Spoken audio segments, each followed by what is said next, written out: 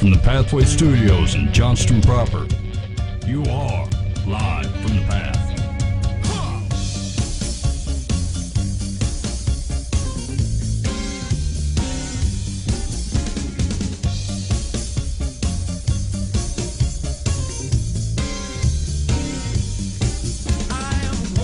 And you're listening to Live from the Path. Coming at you from the Pathway Studios here in Johnston proper. It's good to see you. What? You better set the bar low tonight, boys. Yeah, no, that's true. It's going to be interesting. Pre-show conversation did not produce fruit. Yeah, we didn't have a lot there. Hey, man. Dan I is was saving it. Dan is showing up twice. Well, Hey, Dan. How you doing? How you doing? Okay, there we go. Hey, so here's what's going on. Actually, now Mike's showing up twice. How about we do that? What in the heck? No, now I'm showing up twice. How about... Give one to move. I'm getting dizzy. Here am I. All right, here's... We're good? Anyway, thanks for coming to Live from the Path. We do appreciate you hanging out with us. We have probably a lackluster show tonight. Here's the deal. Is if you got other stuff going on, and this is one of the nights you came on, and you're like, I could bail, I could stay on, you could probably go. Yeah. I would understand. We're going to do our best, though. I'm not going to take... Okay. The best? We're going to do our best. No, but we're gonna do our best, though. Why did I sound so... listen here. Nobody who doesn't have a kid in Little League goes to Little League. That's what I'm saying. That's what's going on here tonight, boys. Yeah, okay, that sounds about right. That's fair. It's like... I'll agree to that. Fine. This is Little League night. I tried to talk us up a little bit. Yeah, it didn't work. Those are lies, Troy. All right, so here's what we got going on tonight. See right through it. Troy's got some Pope-style advice. Yes, so we're going to walk through that. Interesting study. I want to talk about cell phone usage. I feel like it's ruining people, including myself. Yeah, that's true. And so I want to talk about it. I also want to talk about prayer when it comes to big events in your life. That at the offset don't sound like they have a religious significance. And the question is how much time, how big is a big thing? How do you know when something's big? So let's say something's going to happen in your life, and you're like, well, I want to pray on it. You pray on it, you don't feel like hearing anything. And like, it could be that God is just like, I don't care. Whatever, drink the coffee. Okay. I think I can speak into this. Okay. So I'll give you an example, then I'll give you a different example. So example number one is, hey, man, I'm thinking about getting coffee at 2 o'clock this afternoon. Or I might have a soda. I don't know. Maybe should I put it to the Lord? And let's say you pray on it, right? And you're like, I didn't really hear anything back. Do I wait? Do I neither get the coffee nor the soda? Do I wait? Or is it just somewhere it's like, you know what? God's I must have clear direction. Take your time, Jehovah. So I'll just wait it out.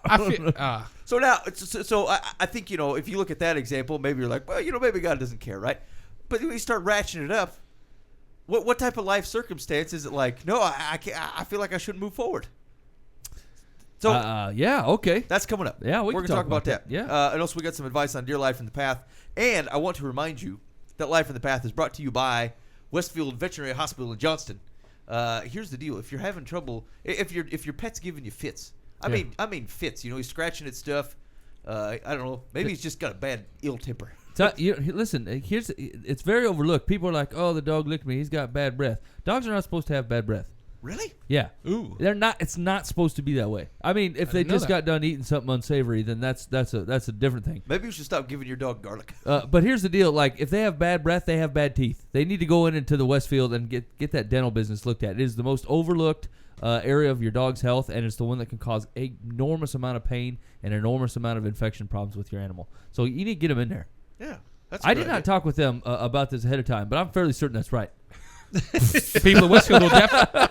Hey, no, that Boova's got a point. The people at Westfield could tell you whether that's good they'll advice definitely or not. know if halitosis is a big deal. If you got bad breath in your dog, then that's going to cause some trouble. And here's the deal: you kicking the dog is not solving the halitosis. Yeah. Hey, unfortunately, go away. I've tried multiple times. It does not work. Here's what I've never done. I've never taken my dog or cat or other animal to a vet hospital, and their solution was, get away from me with a shove. Hey, get off the couch. Hey, quit bothering me. Hey, or one of these numbers. Hey, go lay down. I've never seen the vet do that, which means I snapped. It's not solving any problems. Or go outside. You bad. Dog, you nasty. You ain't Get out of bringing that here. in here. Quit breathing on me. Quit licking me. You're slobbering all over the place. Here's the deal. I have a bloodhound, and I just recently, in the last month or so, acquired 3 goats. and the dog is so starving for attention that it now acts like the goats. Like it goes out there and eats grass. That's awesome. With the goats in the middle of the grass. The goats are tearing it up. I mean, they're eating trees and weeds and junk, and the dog's out there doing the exact same thing for absolutely no reason. Are these the goats that like fall over when you clap? No, Oh. we didn't get He's those. got normal goats. No, that's I can't remember what the word I'm looking for. Evil. To take your human enjoyment out of making goats faint. Look at that! You know, I mean, fell over. Sinister was the word I was looking for. It's sinister. You know, why would I pay money for a goat just so I can make fun of him for scaring the crap out of him? I would It do seems that. wrong. Anyway, Westfield Veterinary Hospital. Why did you get goats? Like for cheese? Are you doing goat cheese? No, Or they're just not wanna have dairy goats. They clean parts of the yard that I Okay. can't mow. Yeah, that's good. Yeah. I love that. I've often thought that I, as opposed to a lawnmower, I just like to get. In fact, where is that happened? There was like a city or a province or something who was having trouble keeping up, and so they just brought a bunch of goats in. Yeah. And they just wandered the city for a while cleaning up stuff. They're beastly. I mean, they can take out a decent patch of area in a day, and we have a mama goat and then two little boy goats. Little boy goats can't be counted on for nothing, but that mama goat, she's intense. I mean, you give her like a 10 foot lead, and she will just eat a circle around herself. I mean, she's the business. Huh. And she's a well-behaved goat, too. Like, she comes when you call her. You can pat her on the stomach. She'll walk with you. She'll sniff your face. She's a good goat. Hey, man, I need to mow pretty soon. If they want some more grass, like a different style, Do you different know bit of flavor, they can come on out. Actually, I rent them out. It's $4 a day. Oh, I'm in. Yeah, $4. Are you kidding me? Can they eat my whole yard in a day? Nah, probably not a day. It'll probably take them 3 days. You give them You fresh shuckster. water. I bet they could do it in 2. You're just having them parlay so that you get 12 They bones. take however long they take. If you want to give them back after 2 days, that's your business. $4 a day. Do you pick them up? I'll drop them off. Do you clean Mike, up we their might mess? have to talk about There's this. no mess. They're small. The goat, because they're eating grass, the goat exit is actually the best fertilizer out there. So man, not this- only will he'll cut it, he'll make it green, and then he'll get himself another job by making it grow. I want to ask what the catch is, dude, because I know Brandon would have, my nephew would have a great time with the goats just kind of. He don't like kids. He eats kids. The goat eats kids. Yeah, I don't want to give my goat over to your place now that you said that. Isn't that the 3 Billy Goats gruff? All right, Yeah. fair enough. Well, That's a troll. it sounded like a situation. So $4 a day. I'm still for it. Yeah, so am I. All right. Anyway, Westfield don't know. Yeah, go to Westfield. Yeah. You know what? Yeah, here's the deal. We don't know animals. Yeah. You should check in with them. Also, if you're buying or selling a home, contact the Eisenhower team. Go to eisenhowerteam.com. Bob Eisenhower and can help you out. He's good, people. Yeah. He'll help you get your. Here's the deal. You may be holding out. You're like, I'm gonna make some big money off my place. You make some big money, but the problem is, You don't know anything about real estate. no, you Not don't. a bit. You're not. The article you read on the net, that guy doesn't know anything about real estate either. Yeah, you remember that for sale by owner sign you saw in your neighbor's yard for a year and a half? It's because he doesn't know anything about real estate. And I'll tell you this: if you found good advice on the internet, it didn't come from a realtor. You know why? Because realtors don't give out free advice. Otherwise, that would put them out of business. Yeah, exactly. So anybody that claims that says, I'm Chuck Johnson, realtor, here's my advice, he's a crappy realtor. That's Yes, why he he's is. giving away free advice on the net. Exactly, because no one wants to pay for it. Exactly. Hire a realtor. Just get it done. He'll help you price your house right. Get it sold fast. Because I tell you what, money is not valuable unless it's actually in your pocket. A house that you have overpriced that never sells is not big money. It's just a house that's not selling. Yeah. So anyway, contact Bob Eisenhower at the Eisenhower team. He'll help you out. And if nothing else, give him a quick call and say thanks for sponsoring Life from the Path and keeping us on the air. So here's check out this article. I want to talk about the cell phones. I feel like the cell phone is ruining my life. Yeah, I agree with that. Okay, good. I can stop anytime I want. So here we go. That's a lie. This says the man sitting in front of a laptop, an iPad, and his cell phone right next to each other. All three of them, Dan. I like to look important. So study shows Americans use smartphones even during sex and at church. Those are two separate things, by Yes. the way. Apparently, I read it too fast when I was talking with Boov about it. It sounded like sex in church. And it threw me off, and I That's- literally, That's definitely wrong. I had to have him read it to me again. So So here we go. A new study which provides insight into the behaviors of Americans with regard to their smartphones shows that consumers use their devices just about everywhere, even during sex and at church, among other unusual places. In an online study conducted by the market research firm Harris Interactive on behalf of the mobile company Jumio, 1 in 10 admitted to checking their phones in the shower or during sex. The percentage jumps to 20% among those aged between 18 and 34 years. Have you ever checked a phone in the shower? I don't take showers, Ben. Fair enough. That's disgusting. I let the goats clean me. That's what goats are for. These goats are a lot more talented than I expected. When you said 3 goats, I just was $4 not you expecting. get a shower. $4 a day, you get a shower. They'll mow your lawn. They will eat your children. It's great. I've turned the tunes on and put it next to the shower so I can listen to tunes, but I don't know that I've been looking for updates. Yeah, I've never been so detached from the showering experience that I have right now that I'm able to just kind of check the phone real quick. I wonder what's going on Or out there. I haven't even called me. Or I've never had that Text. important of a conversation. Yeah. You know, if the conversation can't wait in a shower, maybe you're taking way too long of a shower. Or So- you took one at the wrong time. Like if you're in a heated debate with somebody, you're like, hold up, bro. Got to go take a shower. I feel like you can take a quick 7-minute shower then and then respond within a reasonable time. Yeah. Wow. 7 minutes. No way.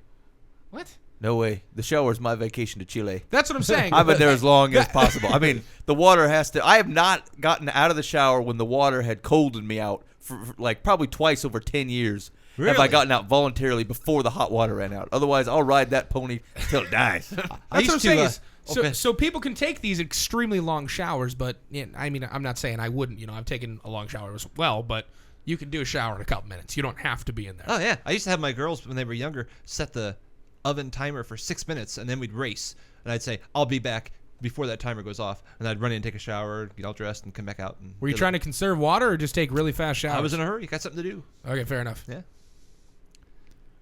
All right. So anyway, hold on. Let me continue with the So wait. I'm still trying to figure out the intimacy part, though. Yeah. Isn't that That's got to make a man feel special. that's got to tell you something's not really? Yeah. Hold on, baby. Like it Is really important. I feel like we could take the pantomiming this way too far. So I'm just gonna- Life from the Path has posted something on the Facebook. I just want to check it out. Yeah. And it doubles in those aged 18 to 34 years. Okay, so when even the most intimate of moments is in the cell phone free zone. Good call, Booba, by the way. We should probably get off that subject. Perhaps it's no coincidence that 12% of respondents in a relationship said they believe their smartphone gets in the way of that relationship, notes the survey released Thursday. That's true for me.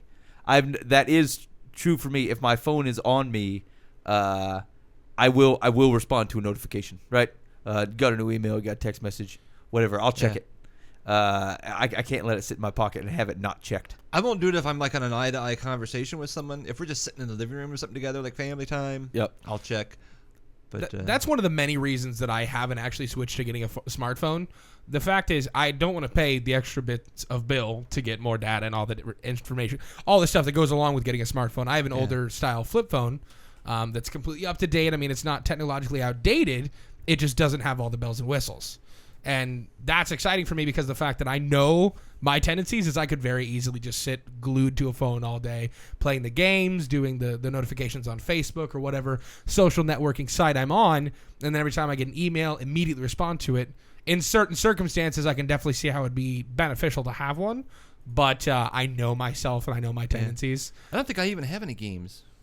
I took mine off because the kids are always trying to borrow my phone and soak up the battery. Oh yeah. What? Yeah, with the I put Candy games Crush on my and phone the- for my kids. Yeah, that's what my brother does. He puts games on his tablet and his phone. No, they're always trying to take my phone and play the games and try to keep them off it. I kick them outside. I will tell you, I'm a little bit of a hypocrite because I actually do take my girlfriend's phone every once in a while to play that, what is it, Candy Crush? That game? I've heard of it. I haven't. Yeah, I got addicted to it a little bit when she started playing it in front of me, Yeah. so I'm terrible. But Yeah, At church, we encourage people to use their smartphones. Yeah, here's the thing though. Like, I mean, let's say you didn't do this. Do you think the current culture is gonna? I mean, the way that things get done, is it gonna pass you by and make you ineffective? Because here's the deal. Like when I send an email, I expect a response within about 4 or 5 hours. Yeah. And if I don't get it, I start to get irritated because I'm like, I know you got your phone on you. I know. Why don't you respond to my email? You know, why you tell me what's up? Because I just sent you said, hey, what's happening? You know, and you didn't write back to me. Same with the text message. Even more, if I call somebody, they don't answer the phone. That's the ultimate insult to me. I'm like, I know you have your phone on you. I know everyone does.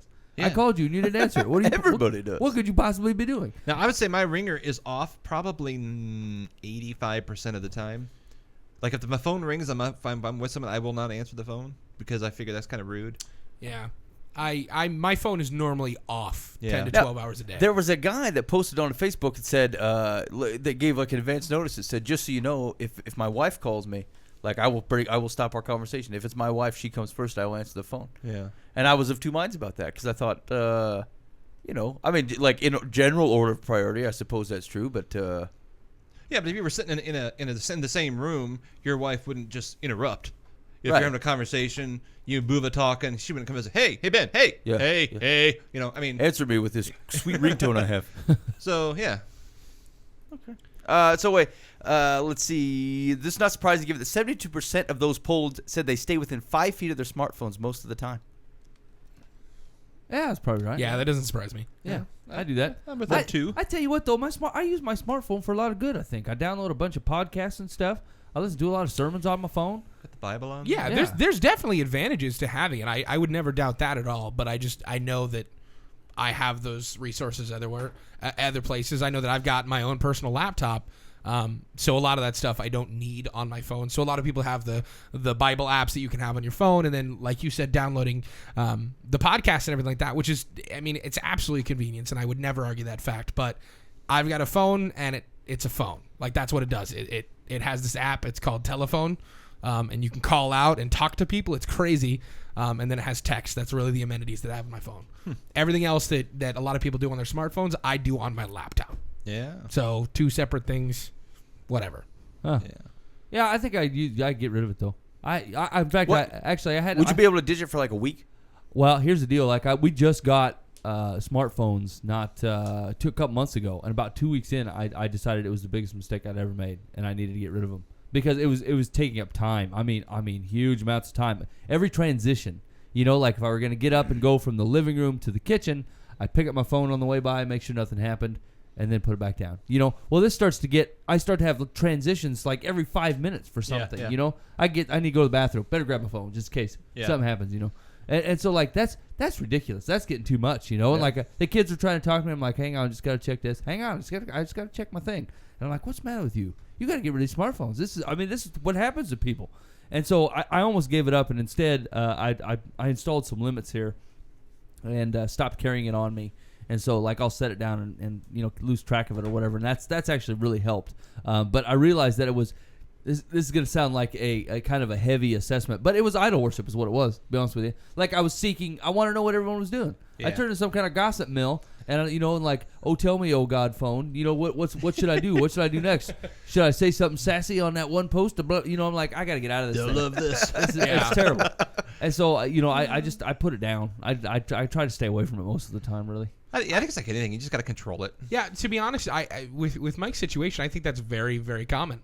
I do agree that the idol worship can be a bit of a harsh comment to make, but I wholeheartedly believe that can happen quite a bit with a lot of people. Yeah, here's the deal. Is like you're like, well, it's not idol worship. What do you call it?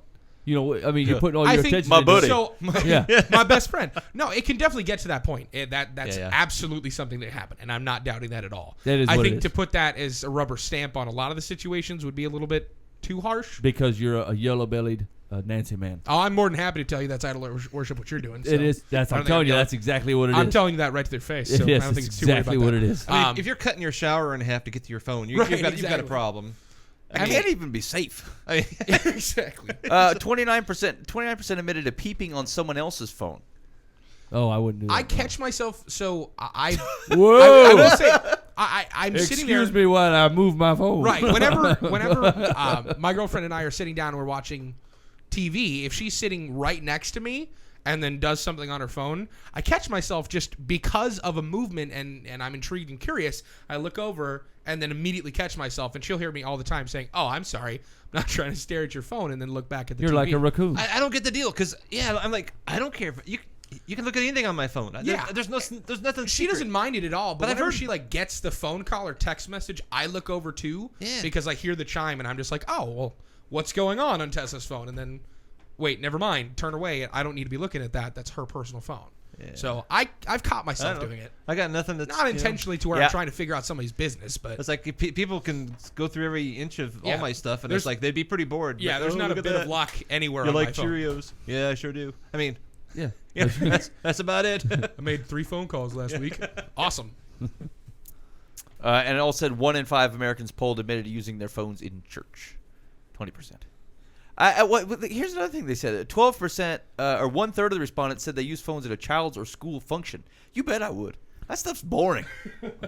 I don't know. Here's what I don't know. It's painful. I went to the hospital because I need to go visit somebody at the hospital. You're just waiting in the waiting room. I'm like, Yeah. this is awesome. What did people do 20 years ago? Yeah, it's true. Now, the beauty of the Newspaper? Yeah, that's a good point. phone is you can actually dim the screen, so in the dark school event, you can make it nice and dark, and you can still do stuff. As a random sidebar to that, have you guys gone to the movies lately where they're doing these new things with smartphones?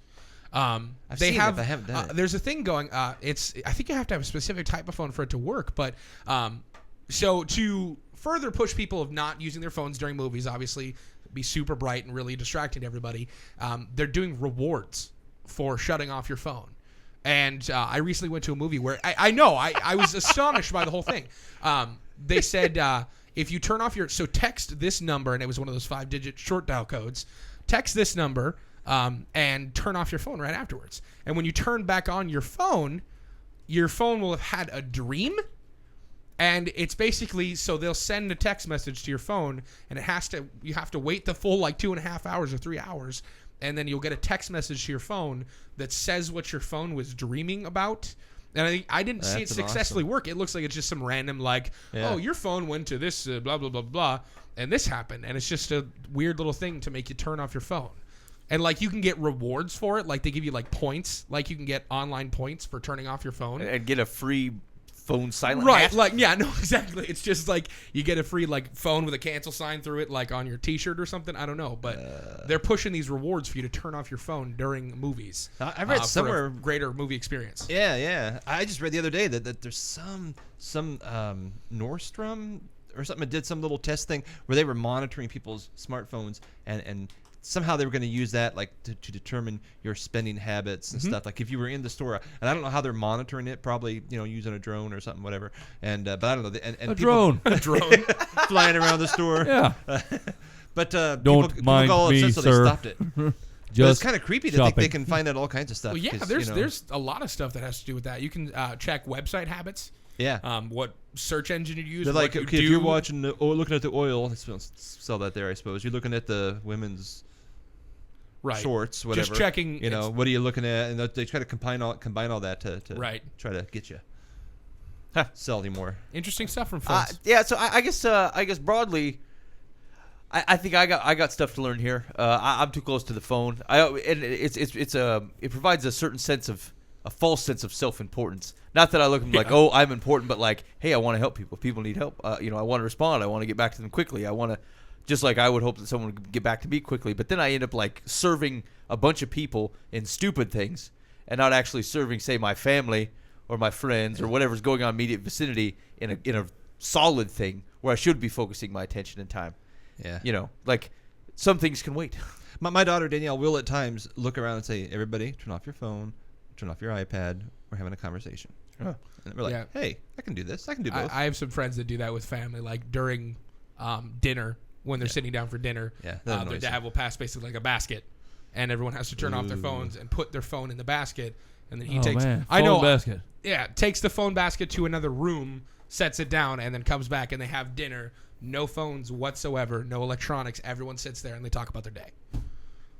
It's sad that they Can't you have to just text? do that. Yeah. What Yeah, up, can't old you man? just text each other the whole time? Pass the rolls. Just Snapchat what's going on. Just Snapchat your turkey. Mom, it's great. That's awesome. Yeah, it's sad that we have to do that, but Yeah. we've gotten to that extreme. That's a little probably bit the long and short of it. All right.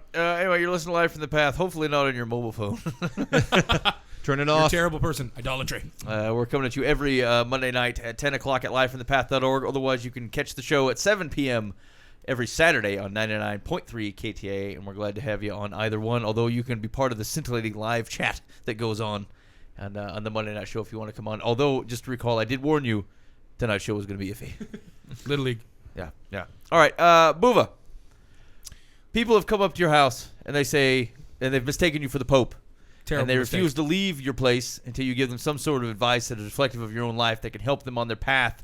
What would you say? Get off my lawn. All right.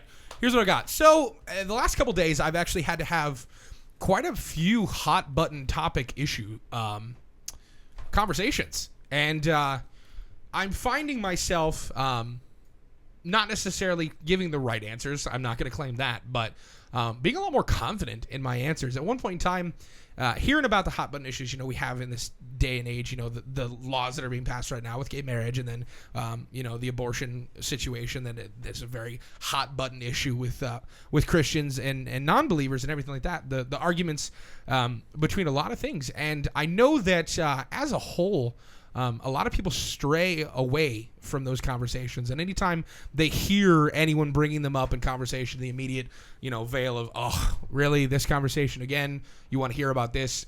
A lot of people get that mindset where I don't want to have this conversation. I don't want to talk to them about it. No, I'm not the person. I'm going to back out, or I'm going to give them the answer they're looking for, and kind of put a little bit of God spin on it, but not really. And just kind of be like, well, God says this, but I'm more along the lines of this. And I feel like we fall short of that.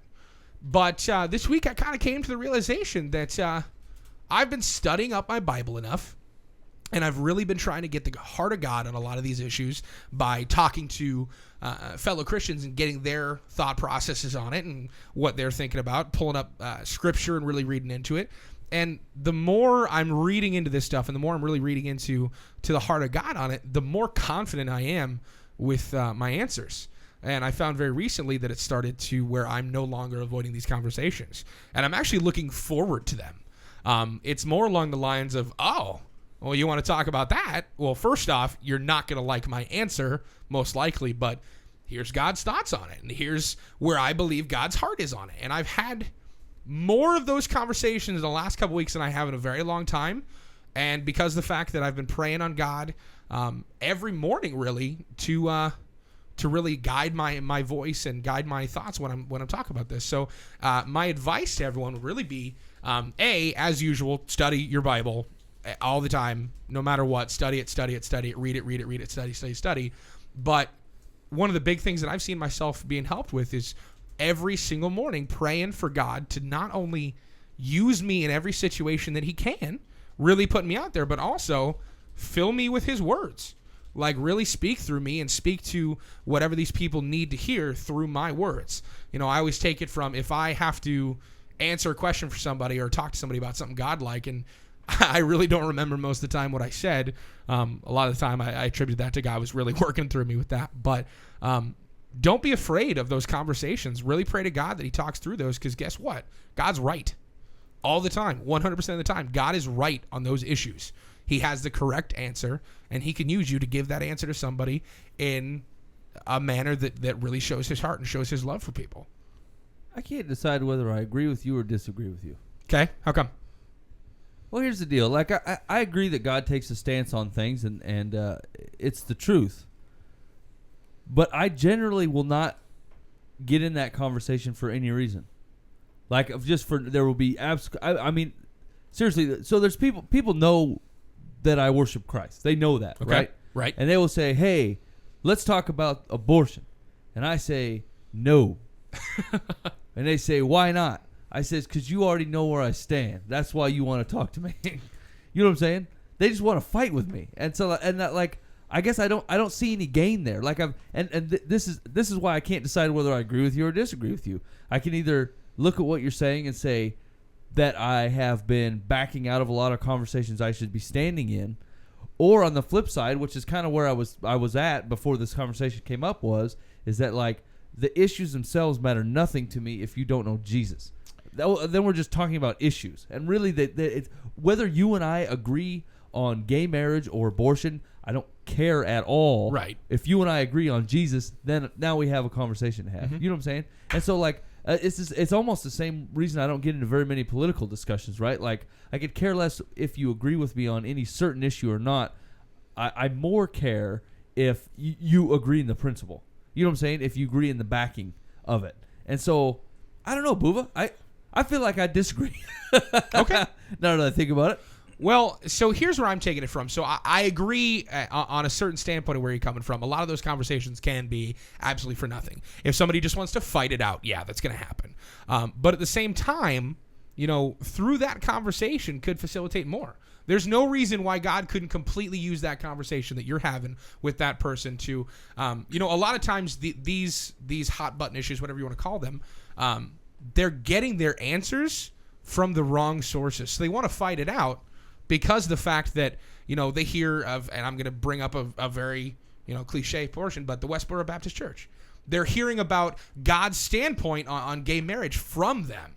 And it's wrong. And yes, we're against it, but at the same time, you have to give some honest God feedback on it. I feel like you could very easily back out of a conversation where you could turn someone from absolutely hating God 100% because of intolerance to, if you give the right answer, where it's not about intolerance, it's about love and trying to protect us from stuff that's going to hurt us.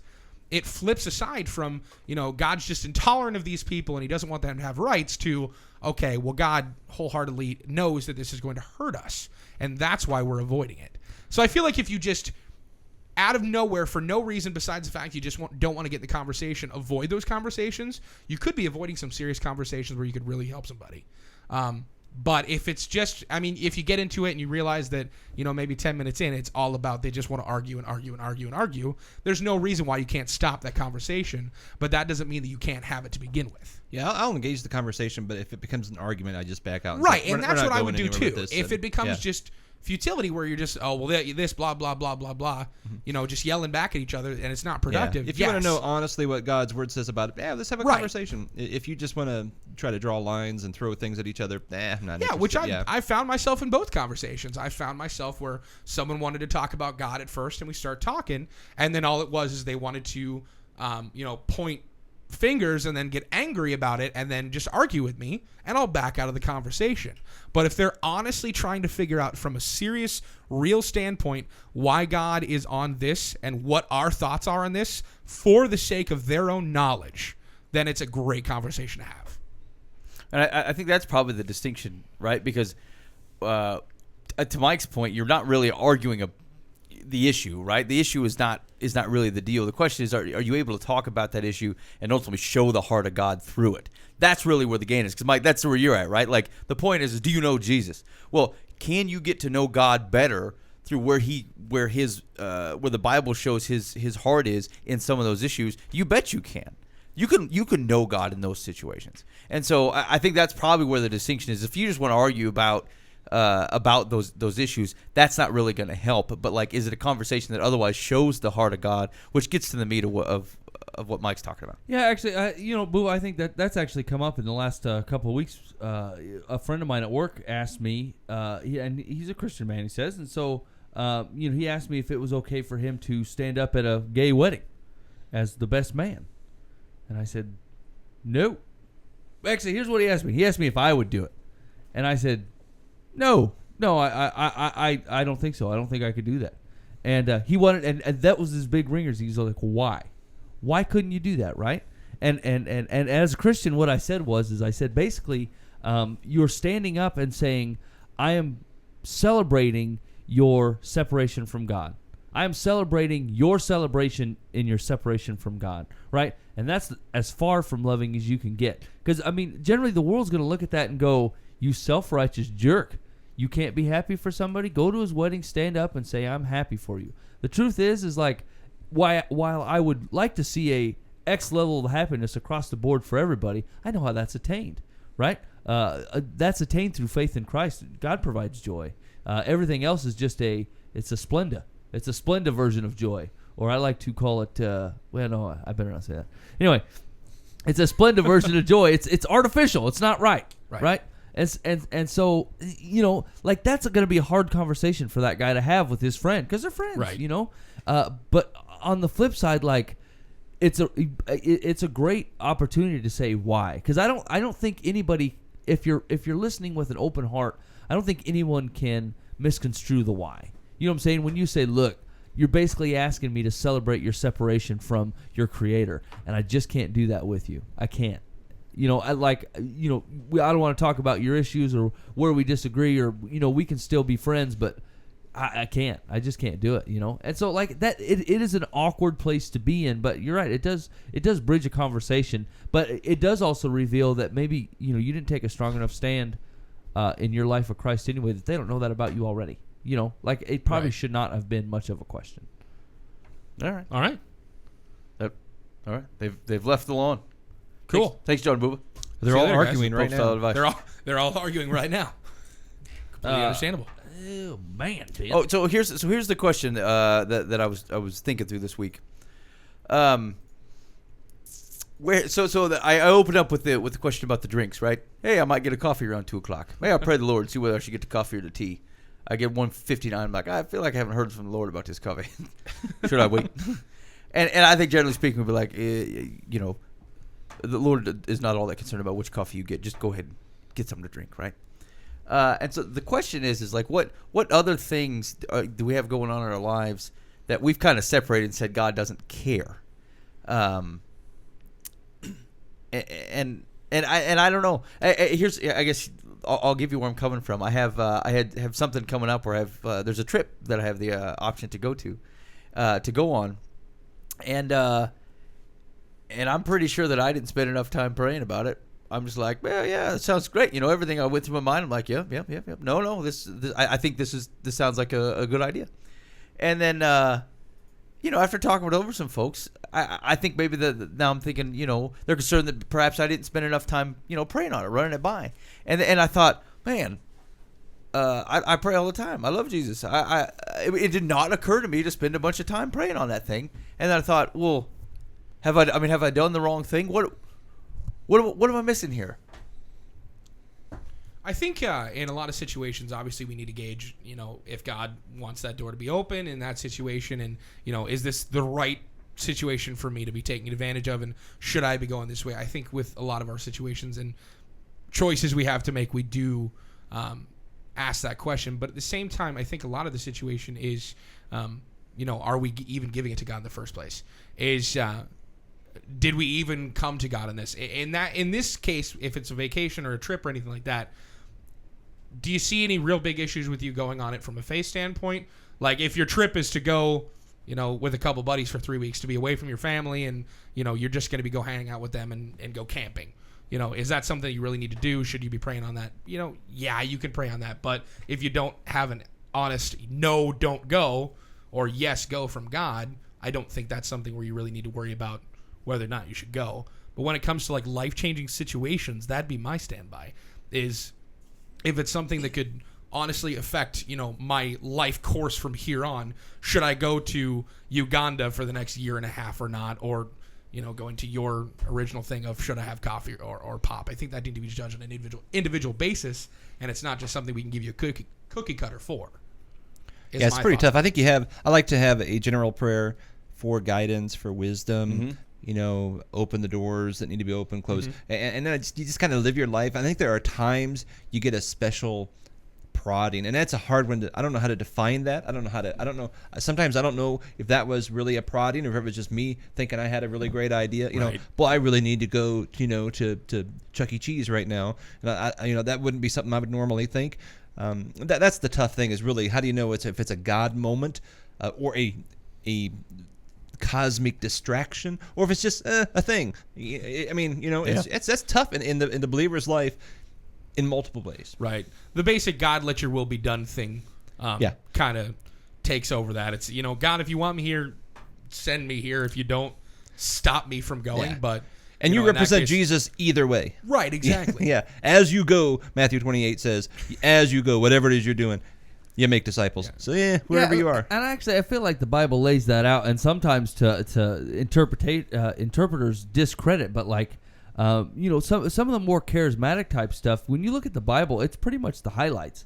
You know what I'm saying? It's like watching SportsCenter and expecting every hit off the bat to be a home run or a guy diving for a ball. And that ain't the deal. Sometimes you strike out. Right. And so, like, it's not like they chronicled every day of the desert. There was 40 years of complaining in there. Right. That they pretty much said there was 40 years of complaining, And so it's not like, the Bible would be huge. Moses woke up that day and he said, thanks for this bed, Jesus. Thanks for the manna again. I really appreciate it. Thanks you for leading us through this desert for 37 years. Day and 17. The Israelites whined. And Abinadab scratched his butt.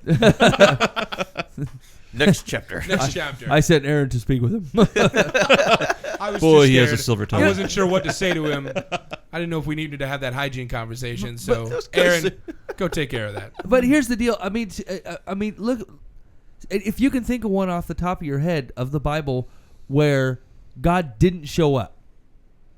You know what I'm saying? Where God needed to show up and he didn't. Right. He always shows up when he needs to because he's God. Well, And that's one of the things, though. It gets confusing because, someone could say, well, for Stephen, they were throwing rocks at him and he died. Yeah. Well, that was part of God's plan. Exactly. I mean, guess what? Where We was God all with that? die. Well, yeah.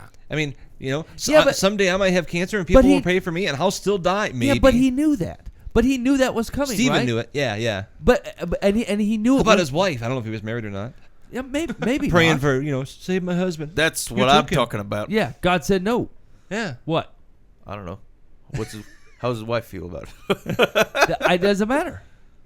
It's how God feels about Yeah. it. God says, Stephen, you're dying. I think if you've aligned yourself well enough and, well, at least done your best to align yourself with the will of God and what you want to do and what your heart calls you to do as much as possible with the will of God, praying on God, send me where you want me to go. Here I am. Send me, deal from Isaiah, and then let your will be done. I wholeheartedly believe that God's gonna send you down the right path. He's got you on a plan. He's not gonna just let you go off for no reason where he can't use you.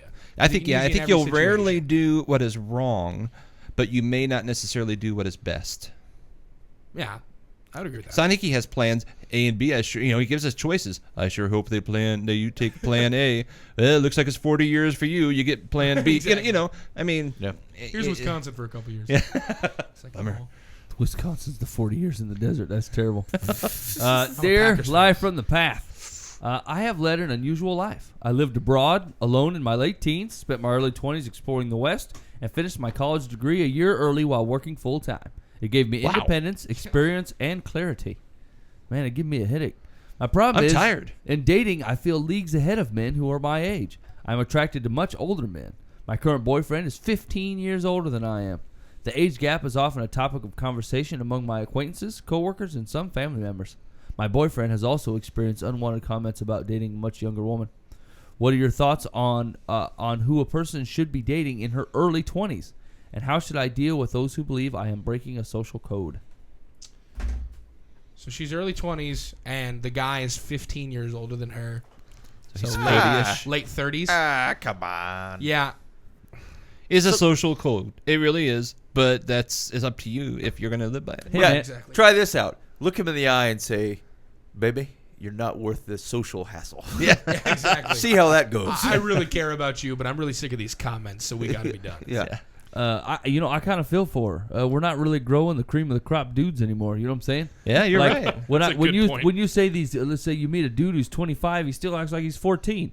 He's an idiot. You could either be dating a 40-year-old man or a 14-year-old. You got to go with the 40-year-old guy. Are people going to be upset about it? Whatever. They took the low road. I feel don't like say you that, should keep man. dating this old man. I'm early 20s, dude. You're totally like destroying my game. Tell me of your cast of character buddies. Is there anybody that's towing their true age? No, absolutely not. Not Yeah. even me. I act like a 14-year-old. Yep, belch, blah blah blah, profanity, blah blah blah, shoplifting. Troy. Well, that was Tuesday. I didn't realize that I shoplifted, but all right. And John Buva scratched his butt. Aaron came and talked to me. Hello, radio station. Those boys on Live from the Past said butt twice. I heard it. This one might not make the radio, to be honest with you. Yeah, so I mean, across. I I think it's fine. think it's all I right. don't give another second thought to it. If he's the right man and he loves Jesus, he's taking care of you. I don't give it another thought. Wait a minute. Maybe she should pray about it. Yeah. I Just think going by what that we should had be the just advice in discussed. all situations, but yeah. All right, assume pray about it is the first step. Okay. All our advice comes next. Right. Let's say it's John Waller. She's dating John Waller. He's a single man, Uh-huh. but he's like a 39, 38. Yeah, He loves Jesus. he seems great. We got no problems, right? No, Okay. Yeah. I don't care. Here's Secular's advice. I can't give you an unbiased opinion because when I was in my early 20s, I dated older men. They like to talk, I like to listen, and I learned a great deal about life from them. I hope the same will be true for you. As to how you should deal with people who accuse you of breaking a social norm, unless they have a valid reason for criticizing the man you're dating, I think you should tune them out. Ooh. Tuning you out, Pops. Dear Life from the Path. Ooh. My husband and my son get along better with me when they're not together. When I am there, they gang up on me and become adversarial. I have reached a point where I hate to be around them at the same time. I don't know what to do about this. When I try to talk to my husband about it, he gets angry and blames me. I don't think I can take much more. What do you think about this? Wait, so they don't get along when she's not there? They they get along fine when they're not around the mom, but when all three of them are together, they start fighting with each other, and then they end up ganging up on the mom. Sorry, I don't understand. Like, what is? She has a good relationship with each one individually, but not in the same Are you way. sure? When they get together, the worst comes out. Is what Maybe she's saying. she's the troublemaker. She's the common denominator. This is the troublemaker. What she said that they get adversarial. Yeah, it seems like they just gang up on her whenever they're together. So they bring the worst on each other. Wait, hold on. They get along when she's not around, though. Yeah, they get along with each and other. then they she's fight not when around. she's there. She's the Well, problem. No, They they don't get fight along with each with other. her. They fight with her. Yeah. Yeah, she's the problem. Okay, you guys have muddied this up to the point where it's not even followable. Okay. Here you go. When the husband is with the wife, they get along great. Oh. When the child is with the wife, they get along great. When the husband, the child, and the wife are all together, the dude and the son start to gang up on the mom and cause a ruckus. Oh. Here's the deal. She is a little bit weak, and they're men, and they pounce. Even though they don't mean to, and they probably regret it later, they see a weakness, and they go after it. They really need to man up and stop it. Yeah, it seems like they just bring the worst out of each other. Yeah. When they're together and ganging up on the wife.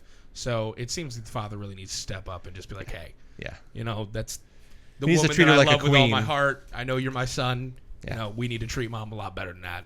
Yep. Actually, that's and dudes can fall into that trap fairly easily. Yep. But in the funnel of a decision making, it goes Jesus first, then your wife, then your kids, Yep. then your job, and then everything else. Which you're on the list somewhere, but it wasn't even the top 5.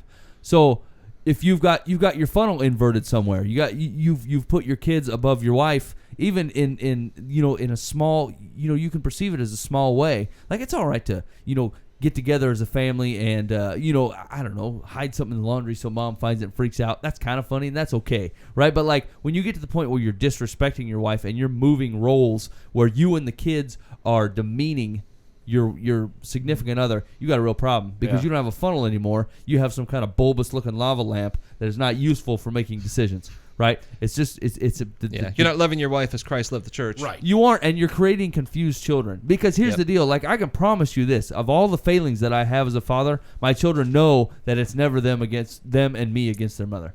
They can tell you that right off the bat. It's always their mother and I as a team.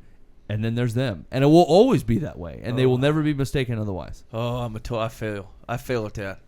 I say things like, "Well, your mother said blah blah blah blah." No. I got to stop that stuff. Yeah, I've been known to do that too. Yeah. I'm sometimes very bad at that. Yeah. Well, I used to be when the kids were younger. And Danielle, one of my children, and her mom would sometimes just have a natural, just think differently. Yes. And one of my children knew how to push the buttons and when to push it. And sometimes I would sit back and think, I secretly kind of agree. Right. But and then mentally think, but I've got to stick with mom. I mean, I would never let it get too far, but there were times I just was silent. And Yeah. I should have stood up and just said, go to bed. Yeah, here's the deal: you're pushing my best friend around. This is your mom. It's Yeah. not gonna So continue. I've been guilty. My dad brought it from the standpoint of, I love you boys with all my heart. There's no doubt about that. But I love your mother in a different way, and it's her and I, and that's what it is. One team. I said that once to my 4-year-old, and she started crying and said, Daddy doesn't love "You just said you don't love me. You said you love Mama more." I said, "Yes, I did say that." Right. I don't know how else to put that. My dad would say that later on. Like, we're like 12, 13 years old. It's just like, okay, yeah, you're with mom. She's your wife. You love her more than you love us. We're your kids. It's a different kind of love. We understand that. Yeah, it's a love, and it's the kind of love that says you need to leave now because you're getting old. Yeah, it's kind of love that says, hey, 18, go. I will kick you out, but your mother gets to stay. I'm not buying 2 washers. Yeah, right. You need to leave now. Mom gets flowers and chocolates every once in a while. I just am there. Like, that's what it is. You get the boot. You get the boot. Go outside and play. Here's Now. secular's advice: if picking on you is part of their male bonding, it's unhealthy. Your husband may do it because he has underlying anger issues he doesn't express directly to you. I don't know. He's a about wimp. that. He is a wimp. Your son may I participate. don't know if he's got underlying anger a issues. push. He's just a pansy. Your son may participate because his father encourages it, Yeah. but he should not be allowed to treat you with disrespect. Before this takes a further toll on your marriage, the three of you should get family counseling. If that doesn't help, you may need individual counseling to help you either stand up for yourself or decide whether you can continue living this way. Or just get smartphones. Well, yeah, exactly. Yeah, then you don't have to worry about nobody talking to nobody. Just text message each other, and if you get 2 text messages at the same time, you can just deal with them one at a time from your son. I don't. I'm not surprised. Is the that? word I mean, is counseling that? thrown in second. I don't. I'm Is that? surprised. Do you think that's enough? Is that enough to go to the counseling? No. I don't think so. Absolutely. Is that, Absolutely not. why don't you just stop doing that? Yeah, the dad needs quit to it. man up as a husband to a wife and a father to a son. Yeah. That's I'm- what it comes down to. The I'll tell- man needs to man up. I'll tell you this. I'm constantly making jokes about the food that gets eaten at my place, because sometimes Ben, why do I feel like we need to have a conversation? I know, and like, it's funny, like they're funny jokes, but they're ultimately inappropriate because they start to hurt my wife's feelings, and it just needs to stop. Like we don't need to see somebody about it. I just need to stop acting like that. Right. That's the answer. Yeah, exactly. You need to bring in counseling because obviously someone doesn't know something. Well, they need to just I mean, I think there are problems where you need there's like big things to work through. Right. But like if it's just hey, there's this one thing going on, and so needs to stop it. yeah, They knock just it need to off. stop it. Right. Okay. I'm with you. Maybe I might. Maybe I'm way on the other side of the fence. But I won't even let my kids say, "Hey, I have a secret. Don't tell mommy." I say, "I don't keep secrets from your mother." No, see, I won't do that. Yeah, no, that's fair. I don't It's do not that. Way out of there. I'm more likely to try to make a funny at the mother's expense. It's Yeah. In fact, almost all my flaws again that where I fail as a husband father is because I thought something was funny. Oh. It's very sad. I think what it boils down to is the husband and the wife need to be a team for their Yeah. kids. You are a team working with the family. Can't we be a comedy team? If she's in on the bit, sure. Somebody has to be Sure. the butt though.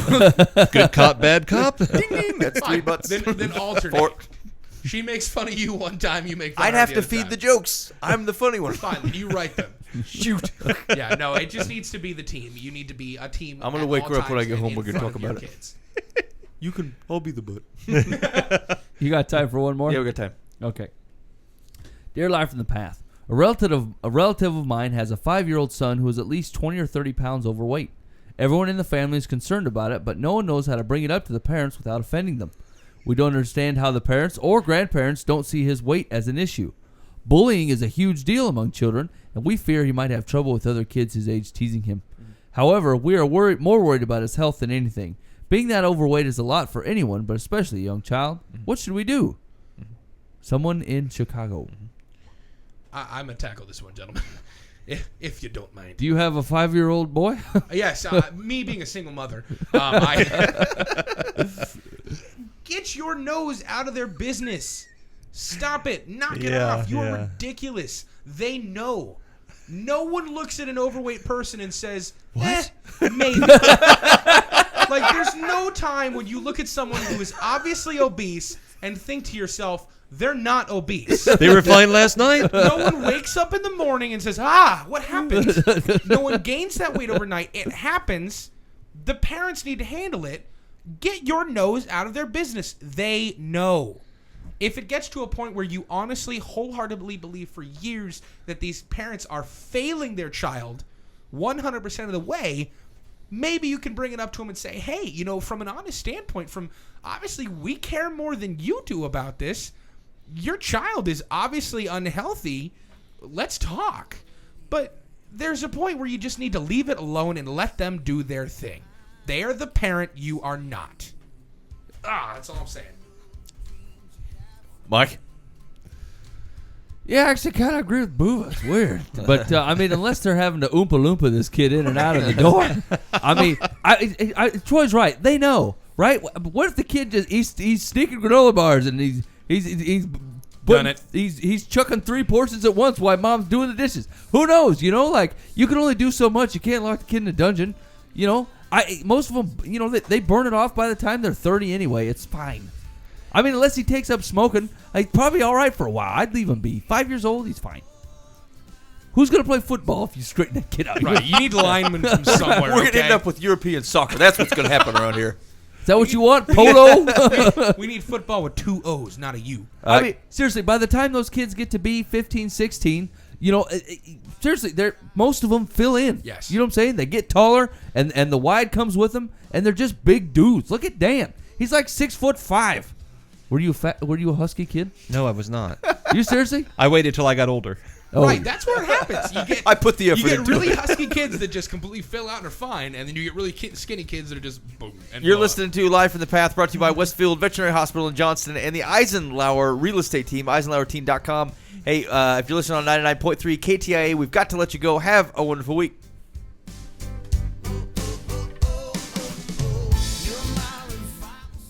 Okay, so here's what my initial thought was. Because we love the podcaster folks, we should do them a favor and cut the show off now and not force them to listen to the additional content on this program. But we at least have to get the secular advice in. Okay, the secular advice for the, where was it? The Chubba Wubba. How do you know the child's parents and grandparents don't see his weight as an issue? A way to raise the subject would be to mention your concern and ask what the boy's pediatrician has had to say about it. Oh, yeah. That's going to go over smooth. Pediatrician think they're fat too? Here's my concern. I think your boy's unhealthy. What does his doctor say? That's what I want to hear as a parent. Yeah, exactly. Have they addressed this at the school cafeteria? Yeah. Exactly. I feel it's got to be everyone else's problem. Ridiculous. Let's see. Who gives that advice? While years ago doctors may have been reluctant to raise the issue, today they are much less so because the American Medical Association has declared obesity to be a disease. Also, as a relative, try to include the boy in physical activities you engage in. Want to play some cricket? We're going to the park for cricket. Jimmy, You want to go? hey, let's go fly a kite or something. You can't hold a cricket paddle in a Snickers Hold on. bar? That's what passes for exercise at your place? Kite flying?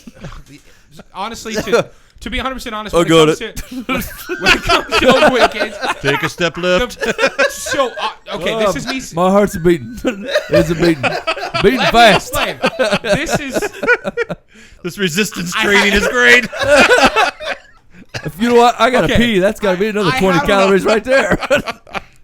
Do I have to run to get it going? From experience, to be honest, the first step at getting them to exercise is get them outside. That's why I say that. Yeah. A lot of the times in our society, especially with the fact that we have so much available at our kids' fingertips inside the house.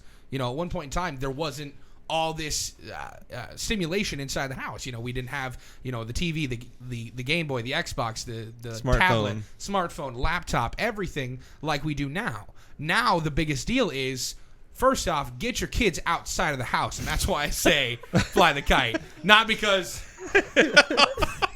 it's a very strenuous thing. All I can do is see this kid sitting like a bump on a log watching TV. His old man picks up the chair and puts him outside, and now he's bumping a log out on the sidewalk. Dude, you guys must really know how to fly kites, because when I fly kites, I am running the whole time. Because I'm struggling to get the kite off the ground. No, I was running like So crazy. the best way to get exercise is to suck at kite flying. The best way to get exercise as a child is to be terrible at kite flying. No, I will tell you, I was so bad when I was a kid that my parents would actually ground me to outside. And it wasn't cruel. It was, I would sit in my room all day. And I would not leave. It's summer. If my friends are outside playing, and I'm just sitting on my butt being lazy. Hey, come out, buddy. No. Playing Pokemon, guys. I'm almost there. No. And I would not leave my house. So my parents would have to say, Troy, get out of the house. Go. And they would shut the door. They wouldn't lock me out and then never let me back in. But they'd say, you're not coming back in until the streetlights come on. When Trey comes in, my older brother, when he comes inside, you can come inside. But until then, you stay outside. I love the way your house works. It worked Get in this perfect. giant novelty hamster wheel. And do not come out until Go that fly kite a is kite flying. until the... Why don't you pick up the fishing? Yeah, exactly. I hear golf is nice, but no cards. It's Blow bubbles. It's good for your heart. hey man, when you go from no exercise to holding onto a kite, that's a million times better. Did you ever creepily stand outside the door? Yep. I'm out here. Oh, totally. For a while they were doing, I would sit on the porch. I would just sit right there, and they would come Troy, go do something. No, I'm outside. I'm fine. I have a finger cramp from that kite, Dad. You gave me that kite and I couldn't get to fly. It's broken. I threw it away. I got mad. Neighbor kids made fun of me because I'm 20 to 30 pounds overweight. My relatives keep coming up to me and saying, what does your pediatrician have to say about that? That's getting ridiculous, guys. Well, here's the deal with this. It's part of our society is this crazy thing is they feel like they have to get in anybody's business about everything except things that really matter. You know, if you talk about Jesus, you're going to be shut down. But if I can talk about your weight or your bad habits, or I can talk about your cell phone, or I can talk about the color of car you have, or there's all kinds of crazy things the society. The color car is not really a big deal, but you know what I'm talking about. I mean, it is to me. Is that a great it's a blue car. That's a hot button issue in my neighborhood. Is that a It all yellow depends car? on where you're from. I was wondering why I made Facebook friends with Dan. We don't take kindly to folks who have red cars around here. Blue cars are for pansies and communists. Love Pastor Dan Hudson. Red cars, fascist. Let me in your life. I want to talk about Jesus. No, I agree entirely. We are. It's ridiculous. Obesity is not something that should be a village raising. That's ridiculous. Yeah. Ah, man. Are you about to disagree with me? You're mumbling. Here's the deal. I've seen like a 5-year-old, well, a 4-year-old. I mean, like drinking a quart of orange juice or something. like Honey Boo Boo. Yeah, I mean, I've never seen Honey Boo Boo. is it possible that the parents? I mean, not that they don't know that their kid's overweight, but like they really don't understand where it's coming from. No, and They said like, "Hey man, my kid's always like."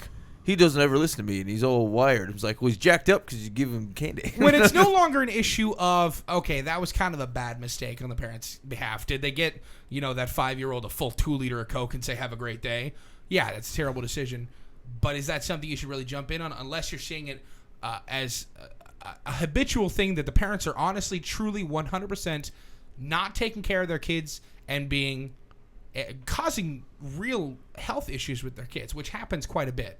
But I think we need to gauge that on a situational basis because I think it's very easy to mistake, little Jimmy had a glass of chocolate milk the other day and then went get back and got a Coke. That was terrible. And Right. His parents probably let him do it all the time. Yeah, That's his all he parents- does. Right, you're and drawing really, that line of- he's on water all the time. Right, It's a exactly. special occasion. He got chocolate milk and soda. And you see a kid walking out of school and then taking out his backpack. He's got 3 double cheeseburgers every single day. You see that. Maybe that's a situation. And I would not be surprised if He's like a low-rent cheeseburger mafia. He's You in guys 3rd grade, man. I'm serious. I've seen some people make some serious bad decisions with Dude, what makes you so hungry? Kite flying. It was really windy. My parents kicked me out of the house the other day. What? You're like 7? Yeah, they told me to go outside and exercise, so I picked up a kite real quick. That seemed to do the trick for them. They were okay with it. Saturday, I went on a 72-mile bike ride. Okay, Rub it in. And I'm just saying, I got done. I had a kite with me too. No, I didn't. But Did you do it while cycling? Because I hear that's great exercise. but I'm I a thought to myself, Superman. I thought to myself, I was starving. You burn a lot of calories. Like I'll eat anything. I needed something quick, so I went to a local fast food establishment in Waukee, and I couldn't even eat half the sandwich. I mean, I was starving, and it was so bad. I just thought, well, I don't know how it was disgusting. If you go long enough without eating that stuff, and not to get on a completely different subject, but if you go long enough without eating that stuff, it's disgusting. Oh, when you go back to it, and if you have been healthy, that's not that I've been all that healthy either. It just, the fact of just the matter going is mad. that food is not designed to make your body run better. And Exactly. your body at that point in time, My body was rejecting it, It going. needed fuel, Yeah. and you gave it junk. Is what It's happened. just like exercise, though. As long as you push through it, you can get used to it. Yeah. Exactly. Eat the other half. Yeah, Come you on, know, buddy. If you really scarf Push down it. that breakfast sandwich, you'll be set, man. You're good. Oh, Most alcoholics I know always say the same thing. The first drink, you feel terrible about yourself. But if you keep rolling, You just got to have that You're integrity, fine. man. You got to keep pushing through. You don't like that fast food, you got to keep eating. It'll get better. All right, you're listening live from the path. Thanks for coming and hanging out with us tonight. We do hope to see you next week, where we also have nothing planned. Woo. Things should be fine. Things are just going to be it'll fine. be You can fine. catch us during the week at livefromthepath.org and watch the show when it was in all its good glory.